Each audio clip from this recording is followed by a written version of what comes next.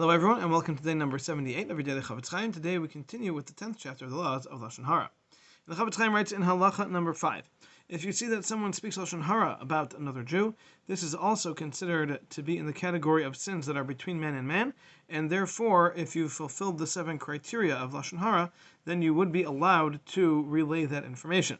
And this, says the Chofetz Chaim, is only true if the person who is spoken about already knows that this was said about him. However, if he does not even know this yet, then you would not be allowed to share that information, because chances are when you share it with someone, they will share it with someone else, and eventually it will end up getting back to the person who was spoken about, and that would be considered rechilos, which we will explain further when we get to the laws of rechilos.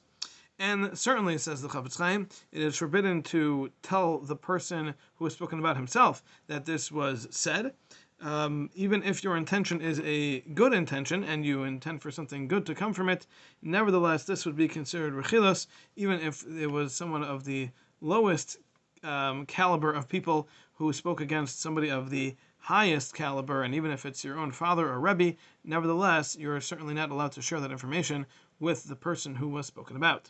And in halacha number 6, the Chofetz Chaim continues and says that there are times where you would be allowed to share the information with others,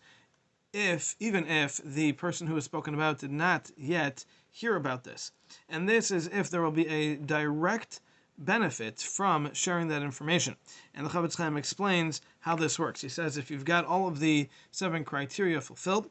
and you are dealing with a scenario in which you recognize that the person who is saying the Lashon Hara to you is someone who is not just going to stop after saying it to you, but will continue to go and share it with others. And as we know, if a person hears something, they will have a tendency to believe it. And therefore, if this person is allowed to go and continue and share this information with other people, there is a likelihood that those people will accept what he says as truth, because this is something that most people are guilty of, meaning accepting Lashon Hara. And therefore, it will be very difficult to then try to convince them that something that they believe to be true is not true after the fact. So, therefore, what you would be allowed to do in that circumstance is to go ahead and preemptively share the incoming